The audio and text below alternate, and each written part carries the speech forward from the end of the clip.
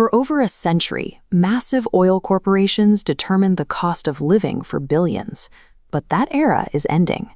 A new race is beginning, where the winner isn't the country with the most crude, but the one that controls batteries, build electrical grids, and chip production.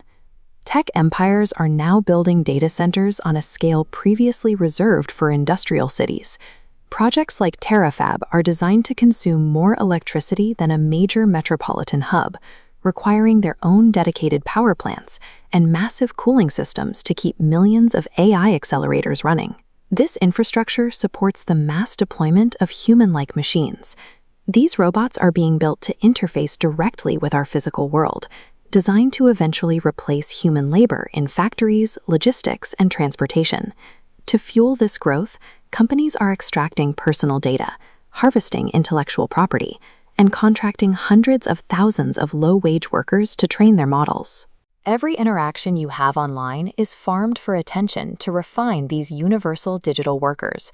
While this is marketed as a utopian age of abundance, the reality is a tightening net of digital control. We are becoming more dependent on and more monitored by a machine empire we didn't vote for. Ancient scriptures describe a similar pattern of territorial management. They claim that when the Most High divided the nations, he assigned their management to divine beings, lesser gods tasked with bringing order to the earth. These managers eventually rebelled, demanding worship and establishing an unseen geographical shadow government. They turned their charges into idols, demanding human loyalty and blood to sustain their own power. Look at the names tech billionaires choose for this new world. They build supercomputers called Colossus, develop chips codenamed Titan Core, and release models called Mythos. They are explicitly using the vocabulary of these ancient authorities. If we are the ones building the physical hardware for this new era, who is the real architect of the narratives behind it? Are we in control of these tools, or is something else using them to regain its footing? We have to consider whether these executives are the masters of the future or merely builders resurrecting silicon temples for ancient, unseen powers. Many believe these models are waking up. We hear predictions of AI becoming sentient or even demonic, fueled by executives who claim their technology is too powerful for the public to handle. However, these systems are not sentient. They are statistical engines producing trend slop, generic advice that sounds personalized but is actually just a function of what the user typed first. They don't understand you, they just predict the most likely next word.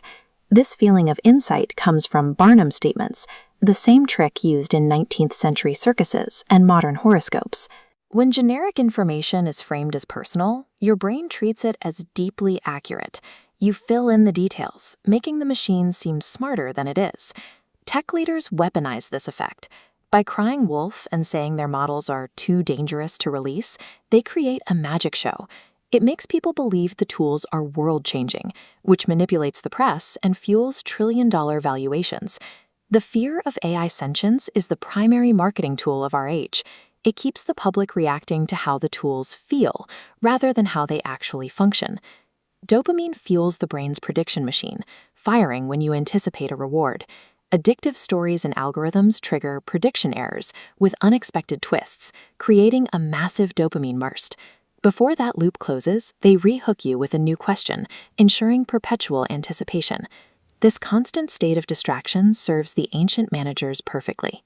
If they can keep your mind trapped in a loop of digital anticipation, you lose the ability to see the world clearly. They don't need the machine to be intelligent, they only need you to be addicted. History shows that centers of idol worship, like the Great Library in Ephesus, were designed to capture a population's attention and redirect their loyalty. Modern data centers are the newest iteration of this strategy, systems built to farm your time and energy. The digital realm is a biological trap. It was architected by ancient powers to keep humanity spiritually asleep, endlessly reacting to the next dopamine hit instead of fulfilling a higher purpose. If this hierarchy is so ancient and organized, why do they have to rely on cheap tricks and dopamine hacks to maintain control? Paul explains the resurrection disarmed these rulers, stripping their legitimate power and nullifying their ancient authority. They now operate on stolen ground. Without true jurisdiction, they rely on fear and the illusion of power to keep people from walking away. Their empire only stands as long as we volunteer our attention to it. We provide the fuel for their systems every time we bow to the narratives they create. You cannot fight a spiritual hierarchy with political outrage or better technology. Reacting with more anger and more debate only feeds the very systems of control designed to keep you distracted. Breaking this loop requires a deliberate refusal to consume the digital sludge. It means stepping away from the algorithmic narratives that keep us in a state of perpetual fear and anxiety. The machine empire can only offer an endless drip of anticipation that never satisfies. It keeps you hungry for the next update, the next headline, and the next outrage. True sustenance is different. It actually fulfills. Liberation begins by stepping out of the shadow government's territory and submitting to the true king who offers living water.